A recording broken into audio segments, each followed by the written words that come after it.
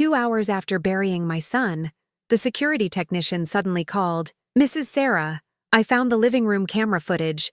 Come to the monitoring station right now." Then he added, "And don't tell anyone. What we filmed before he fell is serious." Before we continue, comment where you're watching from and subscribe to the channel.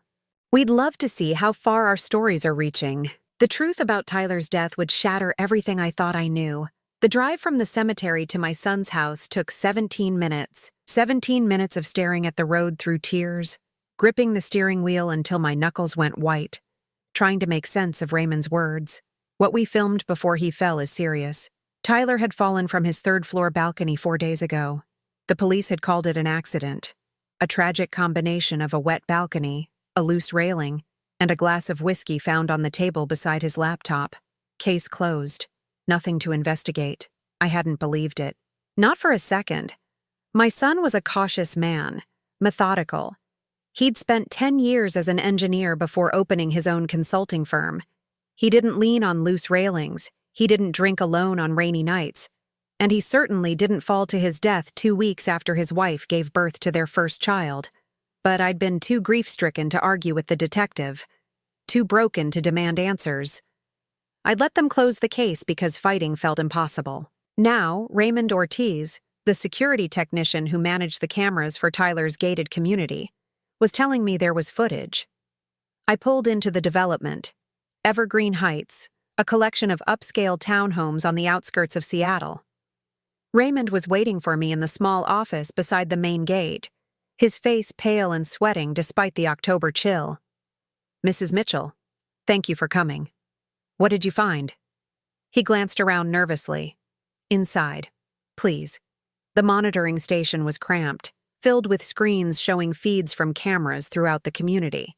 Raymond led me to a desk in the corner where a laptop sat open to a video player. "I wasn't supposed to check this," he said, his voice low. "The police said they'd reviewed all the footage and found nothing. But something felt wrong. The timestamp on the file they accessed. It was from 2 hours after your son fell, not before." "What are you saying?" "I'm saying they checked the wrong file. Or someone made sure they did." Raymond clicked play. "This is what I found. Footage from the camera that faces your son's living room balcony, 30 minutes before the fall." The video showed Tyler's living room through the sliding glass doors. He was pacing, clearly agitated, his phone pressed to his ear. I couldn't hear what he was saying, but his body language was unmistakable, angry, gesturing wildly, shaking his head. Then someone entered the frame, a woman, brunette, slim, dressed in dark clothes. "That's Nicole," I whispered, "Tyler's wife, the woman who had been at Seattle General Hospital that night, giving birth to my granddaughter Lily. But that's impossible. She was in labor." The woman approached Tyler. He turned to face her, his expression changing from anger to shock. Words were exchanged, heated, based on their gestures. Then Tyler reached for his phone again, as if to call someone. The woman grabbed his arm. Tyler pulled away. She grabbed him again, and then she shoved him toward the balcony doors. I sat frozen, unable to breathe. "Mrs. Mitchell?" Raymond's voice seemed to come from very far away. "Mrs. Mitchell, are you okay?" "That can't be Nicole," I said. "She was at the hospital. She was having a baby. I was there. I held Lily in my arms while Nicole was still in recovery." "I know what I saw," Raymond said quietly. "And I know what's happening right now." He pointed to another screen, one showing the monitoring station's small parking lot. A car had just pulled in, a silver BMW. "She's here," Raymond said. "She came about 20 minutes ago, asking to access the archives. Said she was looking for footage of a package that was stolen from her porch last week." "And you let her in?" "I didn't have a choice. She's a resident. She has the right to request footage." He minimized the video player and pulled up a live feed. "But that's not what she's doing." The screen showed a small room filled with servers and recording equipment. Nicole stood at a computer terminal, her back to the camera. Her fingers moved rapidly across the keyboard. "She's trying to delete the files," Raymond said. "All the footage from that night. I locked the system before she got in, but she's trying to crack the password." I stared at the woman on the screen, at my daughter-in-law. The woman who had cried at my son's funeral, who had clung to my arm during the burial, who had promised to let me see Lily whenever I wanted, the woman who, apparently, had murdered my son. "Call the police," I said. I tried. The detective who handled the case, he's not answering. And when I tried the main line, they said they'd send someone, but it could take hours. Raymond's voice was shaking. "Mrs. Mitchell, I don't know what to do. If she deletes those files before anyone gets here." I stood up. My legs felt numb, but my mind was suddenly, terrifyingly clear. "Do you have a backup? I made one. It's on a flash drive in my desk drawer. Get it. Get it right now and give it to me." Raymond scrambled to his desk, retrieved a small black flash drive, and pressed it into my palm. "Now lock this room," I said. "Lock it, and don't let anyone in until the police arrive. No one. Not Nicole. Not anyone else." "What are you going to do?" "I'm going to talk to my daughter-in-law." I walked out of the monitoring station and across the parking lot toward the archive room. My feet moved without my permission, carrying me toward a confrontation I wasn't ready for but couldn't avoid. The door was unlocked. I pushed it open. Nicole spun around. Her face was flushed, her eyes wild. "Sarah, what are you doing here?" "I could ask you the same thing." She recovered quickly. I had to give her that. Her expression smoothed into something resembling grief. "I was looking for footage. Someone stole a package from our porch last week, and I thought maybe the cameras caught something." "At 10 p.m. on the night of your husband's funeral?" I couldn't sleep. I needed to do something, to feel like I was accomplishing something. She dabbed at her eyes. "You understand, don't you? The grief is unbearable." "I understand grief." I stepped closer. "What I don't understand is how you were in my son's living room 30 minutes before he fell, when you were supposed to be at the hospital giving birth." Nicole's face went white. "I don't know what you're talking about." "I've seen the footage, Nicole. The camera that faces Tyler's balcony. You're on it, arguing with him, shoving him. That's impossible. I was in labor. There are medical records, witnesses." "Then who was in that living room? Who pushed my son toward the balcony?" Nicole stared at me. For a long moment, neither of us moved. Then something shifted in her expression. The mask of grief slipped, revealing something cold underneath. "You shouldn't have come here, Sarah. And you shouldn't have killed my son." "I didn't kill anyone." Her voice was steady now, controlled. "Whatever you think you saw on that footage, you're wrong. You're a grieving mother who can't accept that her son had a drinking problem. Tyler didn't have a drinking problem. He did. Ask anyone. Ask his therapist, Dr. Webb. Ask the people at his office. Tyler was struggling. The pressure of the business, the new baby. It was too much for him." Nicole shook her head sadly. "The police already ruled it an accident. And if you try to change that narrative, you'll only humiliate yourself. The footage shows someone who looks exactly like you pushing Tyler. Then the footage is wrong. Or manipulated. Or you're seeing what you want to see." Nicole moved toward the door. "I'm going home to my daughter now. My newborn daughter who just lost her father. And I'd appreciate it if you didn't contact me for a while. I need time to grieve." She walked past me and out the door. I stood alone in the archive room, my heart pounding, my mind racing. Nicole had been at the hospital. I knew that for a fact. I'd seen her in the delivery room. I'd held Lily in my arms. But the woman in that video looked exactly like her, moved like her, dressed like her. How was that possible? I looked down at the flash drive in my hand. The backup of the footage that proved, or seemed to prove, that my daughter-in-law had murdered my son. But if Nicole was at the hospital, and someone who looked exactly like Nicole was at Tyler's house, who was in that video? I drove home in a daze, the questions circling in my mind like a shark. Who was in that video? I'd spent 30 years as a detective before retiring to spend more time with my grandchildren. I'd investigated hundreds of cases, interviewed thousands of witnesses. I knew when something didn't add up. I pulled into my driveway and sat in the car for a long time, staring at the flash drive in my palm. Tomorrow, I would start looking for answers. I would dig into Nicole's past, into Tyler's final days, into everything I'd been too grief-stricken to question before, and I would find out who killed my son, even if the answer destroyed everything I thought I knew about my family. I started with what I knew. Nicole Andrews had married my son Tyler 3 years ago. She'd grown up in Portland, attended the University of Washington, and worked as a marketing consultant when they met at a tech conference. Her parents were dead, mother to cancer when Nicole was 12, father to a heart attack when she was 22. No siblings, no extended family that I'd ever heard of. That's what Nicole had told us. That's what Tyler had believed. But 30 years as a detective had taught me that people lie about their pasts. And sometimes, the lies are hiding something far worse than embarrassment. I spent the first 3 days after the funeral digging into Nicole's background, birth records, school transcripts, employment history, everything I could access through the databases I still had credentials for, and a few I probably shouldn't have. What I found made my blood run cold. Nicole Andrews wasn't an only child. The birth certificate from Portland General Hospital, dated March 15, 1997, showed 2 female infants born to Margaret and Thomas Andrews, Nicole Margaret Andrews, and Megan Elizabeth Andrews. Both girls had the same parents, the same birth date, the same hospital.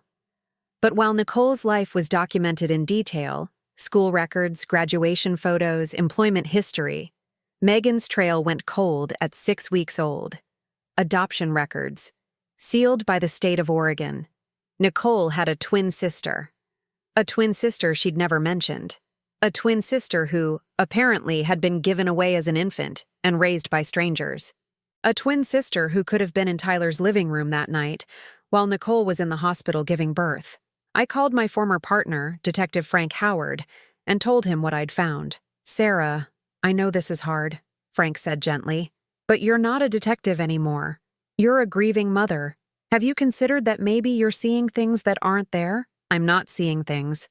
I have video footage showing a woman who looks exactly like Nicole pushing Tyler moments before he fell. And now I've found proof that Nicole has an identical twin. A twin she never mentioned." Frank was quiet for a moment. "Even if that's true, and I'm not saying it is, what's the motive? Why would Nicole's twin sister want to kill Tyler?" "I don't know yet, but I'm going to find out." "Don't try to talk me out of this, Frank. Someone killed my son, and the police closed the case without even looking at the right footage. If I don't investigate this, no one will." He sighed. "What do you need from me?" "Access to sealed adoption records, and any information you can find on a psychiatrist named Dr. Marcus Webb. Nicole mentioned him, said he was Tyler's therapist." Tyler was seeing a psychiatrist? According to Nicole, but I never heard Tyler mention any therapist, and I talk to him every week. I'll see what I can find. But Sarah, be careful. If someone really did kill Tyler, they won't hesitate to come after you too. I hung up and stared at the wall of my home office, covered in printouts and notes, the timeline I'd constructed, the questions I couldn't answer. Why would Nicole's twin sister kill Tyler? How did Nicole find her sister after all these years? And what did Dr. Marcus Webb have to do with any of it? The answers came faster than I expected. Frank called back 2 days later with information on the adoption. Megan Andrews was adopted by a couple in Tacoma when she was 8 weeks old, David and Christine Palmer. He was a construction worker. She was a nurse's aide. Neither had any connection to the Andrews family. What happened to her? The Palmers divorced when Megan was 7. Christine got custody but struggled with addiction. Megan was in and out of foster care through her teens. Frank paused. She was institutionalized twice, once at 15 for self-harm, again at 19 after what the records call a psychotic break. Institutionalized where? A private facility called Cascade Psychiatric. It closed about 5 years ago. And Dr. Marcus Webb? This is where it gets interesting. Webb was the chief psychiatrist at Cascade Psychiatric from 2015 until it closed. He specialized in treating patients with severe personality disorders. I felt a chill run down my spine. So Megan Palmer was his patient. It gets better. After Cascade closed, Webb opened a private practice in Seattle. Very exclusive. very expensive. He only takes referrals from other mental health professionals. Nicole said Webb was Tyler's therapist. I checked. Tyler Mitchell was never a patient of Marcus Webb. There's no record of him ever visiting Webb's office or paying for any services. So Nicole had lied about that too. Sarah, there's one more thing, Frank said. I pulled Webb's practice records, the ones that are publicly available. He only has about a dozen patients at any given time, and one of them is Megan Palmer. She's still his patient? Has been for over 10 years since Cascade. He transferred her care to his private practice when the facility closed. Frank's voice was grim. Sarah, this is looking bad. If Webb has been treating Megan for a decade, he knows everything about her. Her vulnerabilities, her triggers, her relationship, or lack thereof, with her twin sister. You think Webb is involved in Tyler's death? I think a psychiatrist with intimate knowledge of a mentally unstable woman, combined with that woman's identical twin who stands to inherit a substantial estate, adds up to something very ugly. He paused. I'm coming over. We need to plan this carefully. Frank arrived an hour later with 2 thick folders. Webb and Palmer, he said, spreading the documents across my kitchen table. Everything I could find. Marcus Webb was 53 years old, divorced twice, no children. He'd built a successful practice treating wealthy patients with complex mental health issues. His reputation was spotless, at least on the surface. Megan Palmer was 27, unemployed, living in a subsidized apartment in a rundown neighborhood south of Seattle. She had no social media presence, no employment history in the past 5 years, and a string of restraining orders taken out against her by former roommates and coworkers. She looked exactly like Nicole. The same dark hair, the same angular face, the same slim build. Seeing them side by side in the photos Frank had obtained was unsettling. They could have been the same person. How do we prove Megan was at Tyler's house that night? I asked. We need her to admit it, or we need Webb to flip on her. Frank shook his head, neither of which is going to be easy. Webb has too much to lose, and Megan, if she's as unstable as her records suggest, won't be a reliable witness. What about Nicole? If we can prove she knew about Megan, knew about the plan, then she's an accessory to murder, maybe worse, if she orchestrated the whole thing. I thought about my granddaughter, about Lily, 2 weeks old, sleeping in her crib in Nicole's house, being raised by a woman who might have arranged her father's murder. I need to talk to Megan, I said. That's a terrible idea. She's the key to all of this. If I can get her to tell me what happened, she could be dangerous, Sarah. Her records show a history of violence, and if she's being manipulated by Webb, she might see you as a threat. You'll be stupid. Frank leaned forward. Let me do this the right way.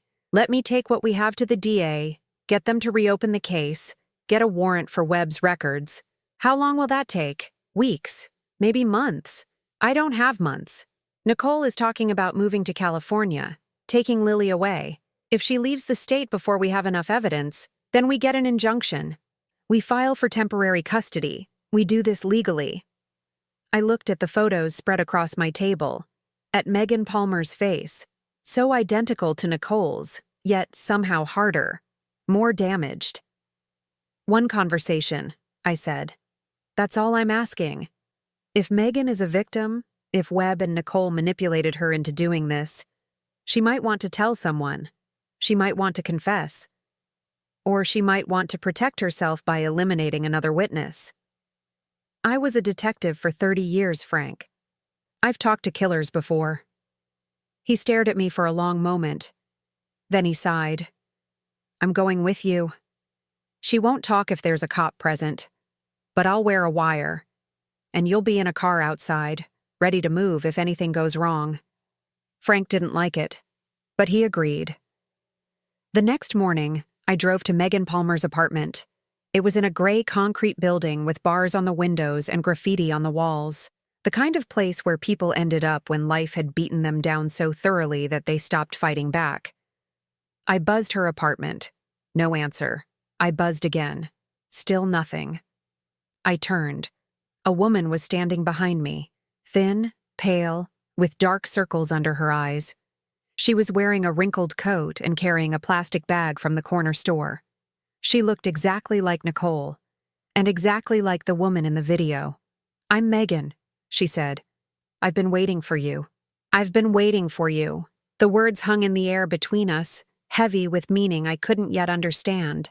Megan Palmer stood on the cracked sidewalk outside her apartment building, looking at me with eyes that were identical to Nicole's, yet somehow completely different. Where Nicole's gaze was calculated and controlled, Megan's was raw, wounded, desperate. "You know who I am," I said. It wasn't a question. "Tyler's mother, the detective." She glanced around nervously. "We shouldn't talk out here. He watches. He always watches." "Webb." She said the name like it was poison on her tongue. "He has people everywhere, eyes everywhere. If he knows I'm talking to you—" She stopped, her hands trembling. "Please, come inside. I'll tell you everything." Every instinct I'd developed in 30 years of police work screamed at me to be careful. This woman was mentally unstable, potentially violent, and she had possibly killed my son. But she was also the key to everything.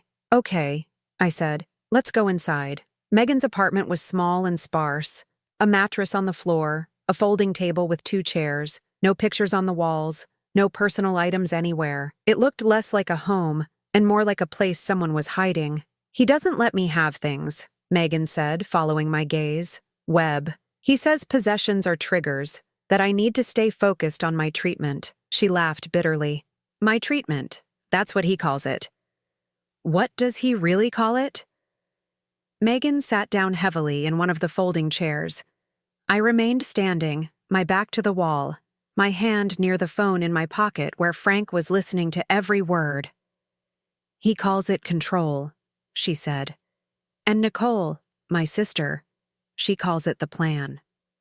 "Tell me about the plan." Megan was quiet for a long moment. When she spoke, her voice was barely above a whisper. "Nicole found me 2 years ago. I didn't even know I had a sister. I'd spent my whole life thinking I was abandoned because something was wrong with me, because I was broken. That's what Dr. Webb always said, that I was broken and only he could fix me." "How did Nicole find you?" "She was going through her mother's things after her father died. Found the original birth certificate, the one that showed there were 2 babies. Megan's hands twisted together in her lap. "She tracked me down through adoption records. Showed up at my door one day and told me she was my twin. What did she want? At first, nothing. She said she just wanted to know me, to have a sister." Megan's voice cracked. I believed her. I was so desperate to belong to someone, to have a family, that I believed every word she said. Then she introduced me to her husband. "Your son." Megan looked up at me, and I saw tears streaming down her face. "Tyler was kind to me. He treated me like a person, not a patient, not a project. He saw me as Megan, not as Nicole's damaged twin." I felt my chest tighten. "Tyler knew about you?" "He found out. Nicole didn't want him to know. She'd been keeping me a secret. But Tyler came home early one day and found us together. Nicole had to explain." Megan wiped her eyes. "That's when things changed. That's when she got scared. That Tyler would tell you. That he'd expose everything she'd been hiding about her past." Megan's voice dropped even lower. "Nicole isn't who she pretends to be, Mrs. Mitchell. She never was." I moved closer, pulled out the other folding chair, and sat down across from her. "Tell me who she really is." The story Megan told me over the next hour turned everything I thought I knew upside down. Nicole and Megan had been born to parents who were already struggling. Their mother was overwhelmed, their father barely present. When the twins were 6 weeks old, their mother made a choice: keep the healthy, quiet baby and give away the one who cried too much, who seemed too needy. Megan was the one who cried. She grew up in foster care, bouncing from home to home, diagnosed with a string of mental health conditions that may or may not have been accurate. By the time she was 15, she'd been hospitalized twice. By 19, she was a permanent patient at Cascade Psychiatric. That's where she met Dr. Marcus Webb. "He told me I was special," Megan said. "That I had a unique mind, a unique perspective. That he could help me become the person I was meant to be. She laughed hollowly. What he really meant was that he could shape me, mold me, turn me into whatever he needed. What did he need you to be? The word sent a chill down my spine. Webb has been running a scheme for years, Megan continued. He finds wealthy patients, or patients with wealthy families, and he manipulates them, gets them to change their wills, transfer assets, cut off their families. He's made millions from it. Nicole was different. She wasn't a patient. She was a partner. Megan's face twisted with something that might have been anger or grief. I couldn't tell which. They're lovers, Mrs. Mitchell. They have been for years, since before Nicole even met Tyler. I felt sick. Are you saying Nicole married my son as part of some scheme? Tyler had money, a successful business, a wealthy family. Megan nodded slowly. Webb and Nicole targeted him. Nicole played the perfect girlfriend, the perfect fiancée, the perfect wife, and Tyler never suspected a thing. But Tyler was cautious. He would have had prenuptial agreements, legal protections. He did. That's why they needed me. Megan's voice broke. They needed someone who could be Nicole. Someone who could be in two places at once. Someone who could do the things Nicole couldn't do without destroying her alibi. I understood now. The horrible, twisted logic of it all. Nicole went into labor on purpose, I said. She induced it early, didn't she? To make sure she had a perfect alibi for whatever happened to Tyler. The due date was 3 weeks later. But Webb gave her something to start the contractions. Megan was crying openly now. They planned it down to the minute. Nicole would be at the hospital, giving birth, with you right there beside her, and I would be at Tyler's house, doing what they told me to do. Megan looked at me with eyes full of anguish. I was supposed to scare him, threaten him, get him to sign papers transferring assets to Nicole.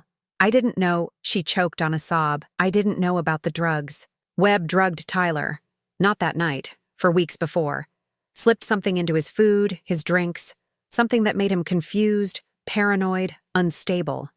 That's why he was drinking alone on the balcony. That's why the railing was loose. Webb had someone sabotage it the day before.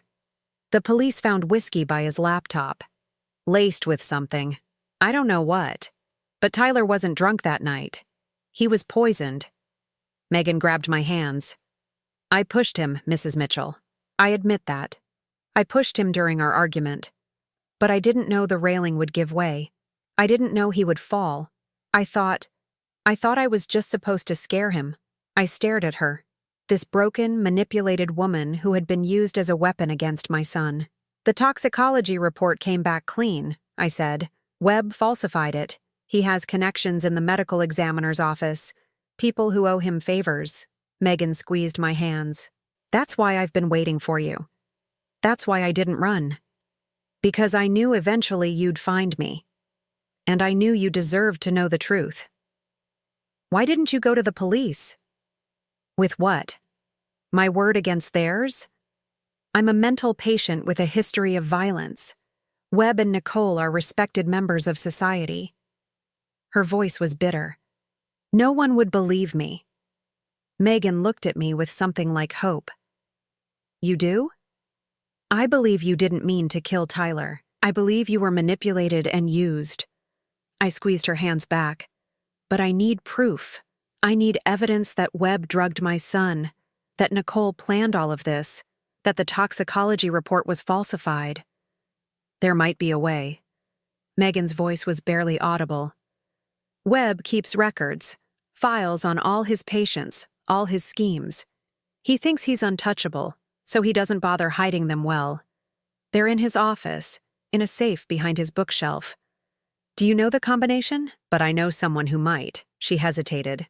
There's a nurse who used to work for him. She helped him for years, but she got scared and left. Her name is Patricia Santos. She lives in Tacoma. I filed the name away. What about the original toxicology samples? Would they still exist? Maybe, if they weren't destroyed. The medical examiner's office keeps samples for 6 months in case of appeals. I stood up. My mind was racing, putting together a plan. I need you to do something for me, Megan. I need you to testify. When we have enough evidence, I need you to stand up in court and tell the truth about what happened. Fear flashed across her face. Webb will kill me. I won't let that happen. I have a friend who's a detective. He can protect you. I pulled out my phone and texted Frank. Get in here now. You're the key to bringing them down, Megan. Without your testimony, they might get away with everything. Megan was silent for a long moment. Then she nodded. Okay, I'll do it. For Tyler. She looked up at me. He really was kind to me, you know. In those few months when we knew each other, he treated me better than anyone ever had. He even talked about helping me get proper treatment, finding me a real doctor who could help me. My eyes burned with tears. That sounded exactly like my son, always trying to help, always seeing the best in people, even when it got him killed. Frank burst through the door a moment later, his hand on his weapon. Easy, I said. She's cooperating. He relaxed slightly but didn't take his hand off his gun. I heard everything. This is bigger than we thought, Sarah. If Webb really has connections in the ME's office, then we need to go federal. FBI maybe. Someone outside his reach. I know some people. Let me make some calls. My phone buzzed. A text from a number I didn't recognize. I opened it and felt my blood turn to ice. The message was simple. A photo of my front door with a single line of text beneath it. I know where you live. I know what you're doing. And if you don't stop, the baby will pay the price. I showed Frank the message. His face went pale. Nicole, I said. She knows I'm here. We need to move. Now. Frank grabbed Megan's arm. Both of you. I have a safe house. But before we could take a step, there was a knock at the door. A gentle, patient knock. The kind of knock that says, I have all the time in the world. Megan's face went white. That's him, she whispered. That's Dr. Webb. I looked at Frank. He looked at me. And we both knew that everything was about to get much, much worse. The knock came again, patient, unhurried. Frank moved silently to the side of the door, drawing his weapon. I pulled Megan behind me, putting my body between her and whatever was about to come through. Open the door, Megan. A voice called from the hallway, smooth, cultured. The voice of a man who was used to being obeyed. I know Sarah Mitchell is in there, and I know Detective Howard is with her. There's no point pretending otherwise. Megan was shaking so hard I could feel it through her hands. Don't open it, I whispered. He won't go away, she whispered back. He never goes away. He always finds me. Always. Then we go out the back. There is no back. This is the only exit. Frank caught my eye and shook his head slightly. We were trapped. I'm going to count to 3, Webb said from the other side of the door. And then I'm going to open this door myself. And whatever happens after that will be on your conscience, Megan. 1. He has a key, Megan gasped. He has keys to everything. Frank stepped in front of the door, his weapon raised. The door swung open. Marcus Webb stood in the doorway, his hands raised, a pleasant smile on his face. He was a distinguished-looking man in his 50s, silver-haired, wearing an expensive suit that probably cost more than a month's rent in this building. Detective Howard, he said calmly, looking at Frank's gun without a trace of fear. Are you really going to shoot an unarmed man who's simply checking on the welfare of his patient? Step back, Frank said. I'm not here to cause trouble. I'm here because I'm concerned. Webb's eyes moved past Frank to where I stood with Megan. Mrs. Mitchell, I'm so sorry for your loss. Tyler was a wonderful man. I did everything I could to help him through his struggles. You were never Tyler's therapist, I said. Of course I was. He came to me privately, ashamed of his drinking problem, worried about how it would affect his marriage and his career. I kept his visits off the books at his request. Webb's smile never wavered. I have notes if you'd like to see them. Sessions dating back over a year. Prove it. His voice remained perfectly pleasant. Mrs. Mitchell, I understand you're grieving. I understand you're looking for someone to blame. But Megan, he gestured toward her with something that looked almost like affection, is a very disturbed young woman. She's been my patient for over a decade, and in that time, she's had countless episodes of delusion and paranoia. Whatever she's told you cannot be trusted. I'm not lying, Megan burst out. Tell her what you did. Tell her about Nicole. Tell her about the drugs. Webb shook his head sadly. You see what I mean? These wild accusations, these conspiracy theories, they're symptoms of her illness. I've been trying to help her for years, but she resists treatment at every turn. Then explain the video, I said. Explain how a woman who looks exactly like Nicole was at Tyler's house while Nicole was in labor at the hospital. I can't explain hallucinations, Mrs. Mitchell. Whatever you think you saw on that video, I assure you, there's a rational explanation. Perhaps the lighting was poor. Perhaps grief is affecting your perception. I've been a detective for 30 years. I know what I saw. And Megan has been mentally ill for most of her life. I know what she's capable of. Webb lowered his hands slowly. Detective Howard, I'm here to take my patient home. She's clearly in the middle of an episode, and she needs proper care. If you interfere with that, you'll be obstructing a licensed psychiatrist's attempt to help a vulnerable person. Frank didn't move. She doesn't want to go with you. She rarely does. That's part of her illness. She fears the very help that could save her. Webb's eyes locked onto Megan. Come with me, Megan. We'll go back to the office, have a nice cup of tea, talk through these delusions. You'll feel so much better afterward.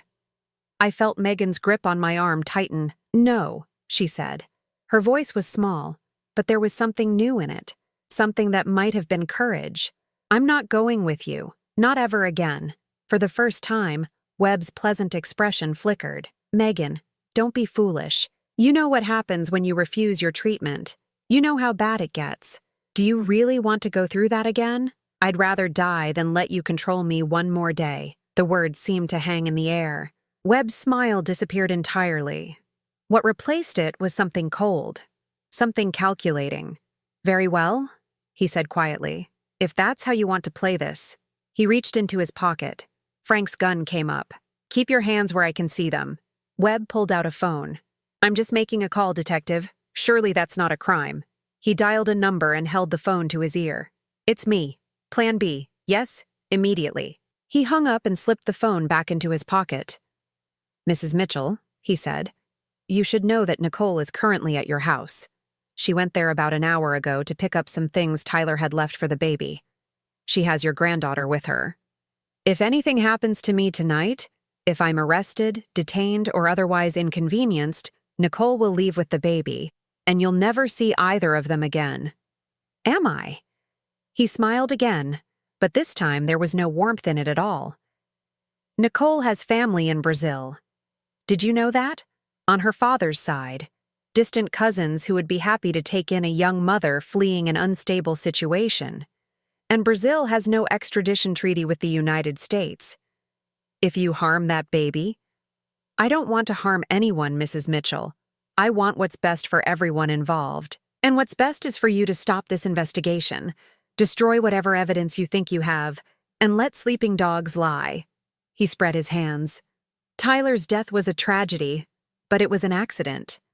The police have already concluded that. Why make things worse for yourself? For your family? For your granddaughter?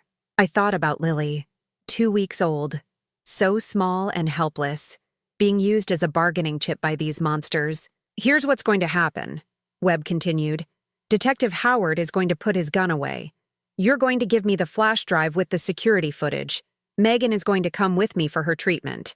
And in exchange, Nicole will leave your house peacefully, and you'll continue to have a relationship with your granddaughter. Everyone wins. Everyone except Tyler, I said. Tyler is dead, Mrs. Mitchell. Nothing we do tonight will change that. The only question is whether you want to lose your granddaughter, too. The silence in that cramped apartment was deafening. Frank looked at me. His gun was still raised, but I could see the uncertainty in his eyes. Webb had us cornered. We had no proof, no backup, and a baby's life hanging in the balance. Sarah, Frank said quietly, the word came out stronger than I expected. No, I repeated. I'm not giving you anything. I'm not letting you walk out of here with Megan, and I'm not letting Nicole run away with my granddaughter. Webb raised an eyebrow. Bold words. But how exactly do you plan to stop me? I pulled out my phone and held it up so he could see the screen. While you were making your little speech, I was making a call of my own, to a friend at the FBI. He's been listening to every word you've said, and right now, He's dispatching agents to my house to make sure Nicole doesn't go anywhere. Webb's face went pale. You're bluffing. Am I? I threw his own words back at him. You're not the only one with connections, Dr. Webb. You're not the only one who planned ahead. His phone rang. He looked at the screen, and something shifted in his expression. It seems, he said slowly, that I underestimated you. He started backing toward the door. This isn't over, Mrs. Mitchell. You have no idea what you're dealing with. The people I work with, the resources I have access to, save it for your lawyer. You're going to need one. Webb turned and ran. Frank started after him, but I grabbed his arm. Let him go. We know where to find him. Right now, we need to get to my house. We grabbed Megan and rushed out of the building. Frank drove while I tried calling the FBI agent again. Tom Delacroix, someone I'd worked with on a few cases before I retired. He'd been skeptical when I'd called him earlier that day, but willing to listen. Now he confirmed what I'd hoped. We've got agents en route to your residence, he said. ETA 3 minutes. Nicole Mitchell is still inside with the baby. Don't let her leave. We won't. But Sarah, we're going to need more than what you've told me. We need hard evidence. I'll get it. Just keep my granddaughter safe. I hung up and looked at Megan. Patricia Santos, I said. The nurse who used to work for Webb. You said she might know the combination to his safe. Megan nodded. She was his office manager for years. She knows everything. Then that's where we're going next. Frank glanced at me in the rearview mirror. And what about Nicole? Let the FBI handle her for now. Once we have Webb's files, once we have the real toxicology evidence, we'll have enough to bring them all down. We drove through the night toward Tacoma, toward the woman who might hold the key to proving everything. Behind us, Seattle glittered in the darkness. Somewhere in that city, my granddaughter was being protected by federal agents. Somewhere in that city, Nicole was realizing that her perfect plan was falling apart. And somewhere in that city, Dr. Sau. Marcus Webb was running out of options. But I knew this wasn't over. Webb was desperate, and desperate people were dangerous. Whatever he did next, I had to be ready. For Tyler, for Lily, for justice. I would see this through to the end. Patricia Santos lived in a small house on a quiet street in Tacoma. The kind of street where neighbors knew each other's names and watched out for each other's kids. It was 2 a.m. when we pulled up, but a light was burning in the front window. Let me go first, I said to Frank. She might recognize my name. If a cop shows up at her door in the middle of the night, she'll panic. He didn't like it, but he agreed. I walked up to the front door and knocked. Soft footsteps approached, and then a woman's voice came through the door. My name is Sarah Mitchell. My son was Tyler Mitchell. I think you know why I'm here. A long pause. Then the sound of locks being undone, one after another. The door opened to reveal a woman in her 40s, Hispanic, with tired eyes and gray streaking through her dark hair. I've been expecting someone like you, Patricia said. Come in, quickly. The inside of her house was modest but comfortable. Family photos on the walls, a crucifix above the fireplace, the smell of coffee brewing in the kitchen. I haven't slept properly in years, Patricia said, leading me to her kitchen table. Not since I left Webb's practice. I know too much, and I know he'd never let me live if he thought I might talk. But you're willing to talk now? I've been waiting for someone to ask the right questions. She poured 2 cups of coffee and set one in front of me. When I saw the news about your son's death, I knew. I knew Webb was behind it. I just didn't have anyone to tell. Tell me everything. Patricia sat down heavily. I worked for Marcus Webb for 12 years. At first, I thought he was brilliant, a visionary in the field of psychiatry. He seemed to genuinely care about his patients. She shook her head. It took me 8 years to realize the truth. By then, I was in too deep. What is the truth? Webb doesn't heal people. He harvests them. He finds patients who are vulnerable, mentally ill, isolated, wealthy, or connected to wealth, and he cultivates them like crops. He learns everything about them, their weaknesses, their fears, their family dynamics, and then he uses that knowledge to manipulate them, for money, for power, for whatever he wants. Some patients sign over their inheritances to him. Others change their wills. A few, Patricia's voice caught. A few end up dead, and Webb makes sure the estate goes where he wants it to go. I know of at least 7, maybe more that I never saw the paperwork for. I felt sick. And no one ever investigated? Who would investigate? The patients are mentally ill. Anything they say can be dismissed as delusion. The families are either complicit or too destroyed by grief to ask questions. And Webb is careful. So careful. He never leaves fingerprints. But he keeps records. Patricia nodded. Everything. Every scheme, every manipulation, every dollar that changed hands. He's meticulous about documentation. I think it's a power thing. He likes knowing he has proof of what he's done, like it's a trophy case. Where are these records? In a safe in his office, behind the bookshelf on the west wall. The combination is 472388. She looked at me. I changed it just before I left. He probably updated it by now, but knowing Webb, he probably just added a digit or reversed the sequence. He's arrogant that way. I pulled out my phone and texted the information to Tom Delacroix. There's something else, Patricia said. Something about your son specifically. About 3 months ago, Tyler came to see Webb. Not as a patient, as someone investigating him. Patricia's hands trembled around her coffee cup. Tyler had noticed things. Nicole's odd behavior, unexplained withdrawals from their joint accounts, meetings she claimed were with friends but couldn't account for. He hired a private investigator, and the investigator traced some of Nicole's movements to Webb's office. My heart ached. Tyler had known. He'd been trying to protect himself, and they'd killed him for it. Tyler confronted Nicole. She told Webb, and Webb decided Tyler had to be eliminated before he could expose everything. Patricia wiped tears from her eyes. I wasn't there by then. I'd already left. But I heard through channels. Webb was bragging about it to one of his other associates. Called it the perfect crime. Nicole in labor at the hospital, her twin sister doing the dirty work, and a psychiatrist ready to testify that Tyler had been suicidal for months. The toxicology report, falsified. Webb has someone at the medical examiner's office, a pathologist named Dr. Henry Chen. He's been helping Webb cover tracks for years. Patricia looked at me with something like hope. But the original samples should still exist. They keep them for 6 months in case of appeals.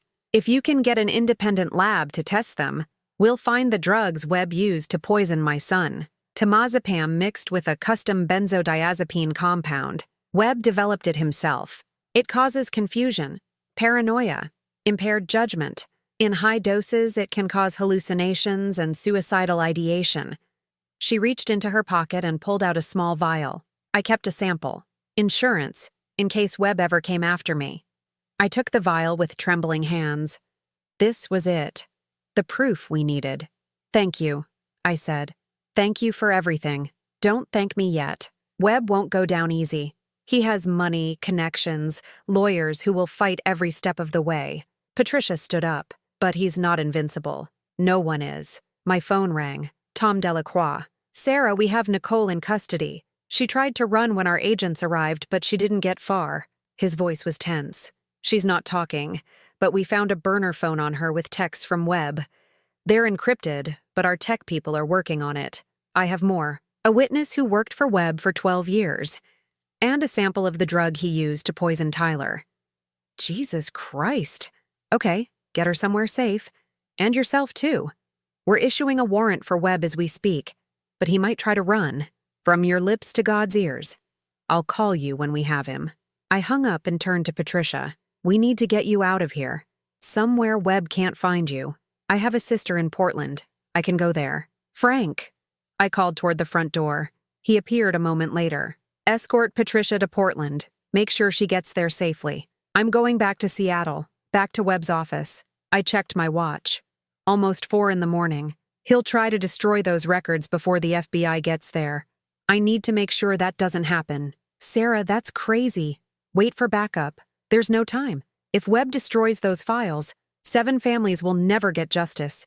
Maybe more. I looked at Frank, at the man who'd been my partner for 20 years before we both retired. You know I have to do this. he sighed. I know. Just be careful, please. I'm always careful. I drove back to Seattle as the first light of dawn began to paint the sky.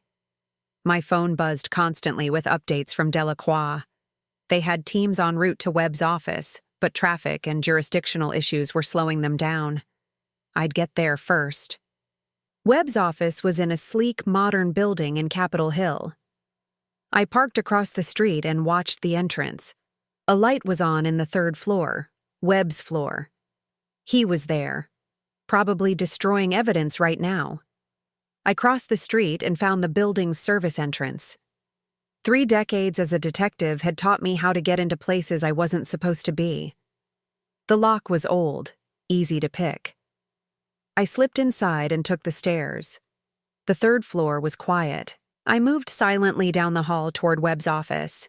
The door was slightly ajar, and I could hear movement inside, papers rustling, drawers opening and closing. I pushed the door open. Webb spun around, his arms full of files. His face was haggard, his usually immaculate suit rumpled and stained with sweat. Mrs. Mitchell. His voice was hoarse. You just don't give up, do you? Not when someone murders my son. I didn't murder anyone. Megan pushed Tyler. She's the one who... You drugged him. You sabotaged the railing. You orchestrated the whole thing. Megan was just the weapon you pointed at my son. Webb's expression shifted. The pleasant mask he always wore crumbled, revealing something ugly underneath. Tyler was a problem, he said quietly. He was going to expose everything, ruin everything I've built over 20 years. I couldn't let that happen, so you killed him. I eliminated a threat. There's a difference. He set down the files and moved toward his desk. You know, I actually respected Tyler. He was smart, perceptive. If he'd just minded his own business, if he'd just let you steal from him and control his wife. Nicole came to me willingly. She understood what I could offer her. Freedom from a boring suburban life, access to wealth and power beyond anything Tyler could provide. Webb smiled coldly. She was a willing partner, an eager one, and now she'll go to prison while I walk free. You think you're getting away with this? I know I am. These files, he gestured at the papers he'd been collecting, are the only physical evidence of anything. Once they're destroyed, it's my word against a mentally ill woman and a grieving mother. He reached into his desk drawer, and in about 30 seconds, neither of you will be a problem anymore. He pulled out a gun. I dove behind a leather couch just as he fired. The bullet tore through the upholstery inches from my head. You should have stayed home, Mrs. Mitchell, Webb shouted, moving around the couch to get a clear shot. You should have accepted that your son's death was an accident and moved on with your life. I scrambled across the floor, looking for cover, for a weapon, for anything. Instead, you had to play detective, had to dig into things that didn't concern you. And now, the office door burst open. FBI, drop the weapon! Webb spun toward the door and I lunged. 30 years of training took over. I grabbed his arm, twisted, forced the gun up and away. It discharged into the ceiling as I drove my elbow into his solar plexus. FBI agents swarmed the room, securing Webb, securing the files, securing everything. Tom Delacroix appeared beside me, helping me to my feet. I'm fine. I was shaking, but I was alive. Please tell me you got all of that. Every word. He confessed to orchestrating Tyler's murder. That's not walking anywhere except into a cell. I looked at Webb, handcuffed on the floor, his perfect facade completely shattered. He was cursing, threatening, promising lawyers and lawsuits and revenge. After all these weeks, it was finally over. The files, I said to Delacroix, make sure they're preserved. There are at least 7 other families who deserve answers. We'll take care of everything. He put a hand on my shoulder. Go home, Sarah. Get some rest. You've done more than enough. I walked out of Webb's office as the sun rose over Seattle. My son's killer was in custody. The truth would come out, but as I drove home, I couldn't shake the feeling that there was still one conversation I needed to have, One confrontation I'd been avoiding. I visited Nicole at the federal detention center 3 days after the arrests. She looked different behind the glass partition. The perfect hair was limp and unwashed. The designer clothes had been replaced by an orange jumpsuit. The confident, polished woman who had stood at my son's funeral was gone. In her place was someone hollow. Someone broken. "Why did you come?" Nicole asked through the phone. I needed to understand. She laughed. A bitter, empty sound. "What's to understand? I wanted money. I wanted power. Marcus gave me both." She shrugged. "Tyler was in the way." "Tyler loved you. He would have given you anything. He would have given me a house in the suburbs and 2 kids and a lifetime of boredom." Nicole's eyes were cold. "I wanted more. I deserved more." "You deserve exactly what you're going to get. 25 to life, according to the prosecutor. We'll see. Marcus has good lawyers. Marcus is cooperating with the FBI in exchange for a reduced sentence. He's giving up everyone. His associates, his contacts at the medical examiner's office, the pathologist who falsified Tyler's toxicology report.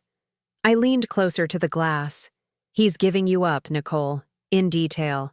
Every conversation, every plan, every text message. For the first time, fear flickered in her eyes. He already has. The FBI showed me the transcripts. You were the one who came up with the idea of using Megan. You were the one who suggested inducing labor early to create the alibi. You were the one who told Marcus that Tyler had to die because he was getting too close to the truth. You knew your sister was mentally ill. You knew she'd been abused and manipulated her whole life. And you used her anyway. My voice shook with rage I could barely contain. You found the one person in the world who desperately wanted to be loved, who would have done anything to feel like she belonged, and you turned her into a weapon. Megan made her own choices. Megan was sick. You took advantage of that. And what about me? Nicole's composure finally cracked. What about what I went through? Growing up watching my perfect parents dote on me while knowing somewhere out there I had a twin who was thrown away like garbage. Do you think that was easy? Do you think I didn't carry guilt for that every single day? So this was... what? Revenge on the sister you felt guilty about? This was survival. Nicole's voice was raw. When I found Megan, I saw what I could have become. The poverty, the institutions, the medications. That could have been my life. I got lucky. She didn't. And I decided I was never going to let luck be the only thing standing between me and that kind of existence. So you killed my son. To make sure you stayed lucky. I did what I had to do. I stared at her through the glass. At the woman my son had loved, had trusted, had built a life with. You know what the saddest part is, I said quietly. Tyler would have helped you. If you'd told him the truth about Megan, about your fears, about the guilt you carried, he would have helped you. He would have done everything he could to make sure you both had good lives. Nicole's eyes filled with tears. Real tears. Maybe the first genuine emotion I'd seen from her. I know, she whispered, because I didn't believe him. I didn't believe anyone could love me enough to accept the truth. She wiped her eyes. Marcus taught me that people only love what they can use, and Tyler was too good to be real. So, you destroyed him. I destroyed everything. Nicole looked down at her hands. And now I have nothing. I stood up. There was nothing left to say. Sarah, Nicole called as I turned to leave. Lily, will you take care of her? Will you make sure she knows? Make sure she knows what? That her mother helped murder her father. I'll take care of Lily, I said. I'll raise her with love and honesty. And when she's old enough, I'll tell her the truth. All of it. Even the parts that hurt. I walked out without looking back. The custody hearing took place 2 weeks later. With both of Lily's parents incapacitated, Tyler dead, Nicole incarcerated, the court had to determine who would raise her. I was the obvious choice. Tyler's mother, a retired detective with a stable home and the financial means to provide for a child, but Nicole's lawyer argued for Megan. Megan Palmer is the child's biological aunt, the lawyer said. She has a legitimate claim to custody. I looked at Megan, sitting across the courtroom in a modest dress, her hands folded in her lap. She'd been in therapy, real therapy, with a doctor who actually wanted to help her, since the arrests. She was making progress, but she wasn't ready to raise a child. When the judge asked Megan if she wanted to contest my custody petition, she stood up slowly. "Your Honor, I love my niece. I would do anything for her, but I'm not in a place right now where I can be the parent she deserves." She looked at me across the courtroom. "Sarah Mitchell is a good woman. She loved Tyler, and she'll love Lily. I trust her to raise my niece right." The judge awarded me full custody. After the hearing, Megan approached me in the hallway. "I'm sorry," she said, "for everything, for what I did to Tyler, for the part I played in all of this. You were a victim too, Megan. Webb and Nicole used you, manipulated you. That doesn't excuse what happened, but it does explain it. I still have nightmares about that night, about pushing him." Her voice trembled. "I didn't know the railing would break. I didn't know." "I know." I took her hand. "The prosecutor is recommending counseling instead of prison. They recognize that you were coerced, but you need to keep working on yourself. Keep healing." "I will. I promise. And when you're ready, when you're stable and healthy and whole, you can be part of Lily's life. I want her to know her aunt. The real you, not the person Webb and Nicole created." Megan's eyes filled with tears. "You'd do that? After everything? You're the only family Lily has left. Besides me." I squeezed her hand. "We're going to get through this together, all three of us." 1 year later, I stood in Tyler's old living room, now my living room, watching Lily take her first steps. She was 14 months old, with her father's curious eyes and her mother's dark hair. She didn't know yet about the tragedy that had brought her into my life. She didn't know about the murder, the conspiracy, the trial that had captivated the nation. She only knew that she was loved. "That's it, sweetheart," I said, reaching out my arms. "Come to Grandma." Lily wobbled forward, her face a mask of concentration. 1 step, 2 steps. Then she fell into my arms, laughing. "Good girl," I whispered, holding her close. "Such a good girl." The doorbell rang. I set Lily down in her playpen and went to answer it. Megan stood on the porch, holding a stuffed elephant. "I hope I'm not too early," she said nervously. "You're right on time. Come in." Megan had been coming over once a week for the past 3 months, supervised visits at first, while the therapists evaluated whether she was stable enough to be around Lily. Now she was cleared for regular contact. She was doing well, working a part-time job at a library, living in a small apartment that she kept meticulously clean, taking her medications, attending her therapy sessions, building a life for herself one day at a time. She wasn't the broken woman I'd met in that dingy apartment building. She wasn't the weapon Webb and Nicole had created. She was becoming herself, maybe for the first time ever. "Lily," I said, lifting my granddaughter from the playpen. "Look who's here. It's Aunt Megan." Lily reached out her chubby arms toward the stuffed elephant, babbling happily. Megan's face lit up. "I saw it in a store window and thought of her. Is that okay?" I handed Lily to Megan and watched them together. The aunt who had been thrown away, and the niece who had almost been taken away. 2 victims of the same twisted scheme, finding their way to something like family. The trials were over. Nicole was serving her sentence, 22 years, eligible for parole in 15. Webb got 18, reduced for his cooperation. The pathologist who falsified the toxicology report got 5. The nurse who had helped cover Webb's tracks for years got 3. It wasn't enough. No sentence would ever be enough to bring Tyler back. But it was justice. Imperfect, incomplete, but real. I walked to the window and looked out at the backyard where Tyler used to play as a child. Where he had learned to ride a bike. Where he had thrown baseballs with his father. Where he had proposed to Nicole on a warm summer evening. So many memories. So much life. And now, new memories being made. New life growing. Lily's laughter filled the room as Megan made the stuffed elephant dance. I closed my eyes and let the sound wash over me. This was what Tyler would have wanted. His daughter happy.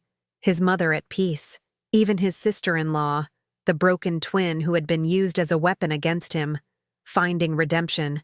He had always believed in second chances, in the power of love to heal even the deepest wounds.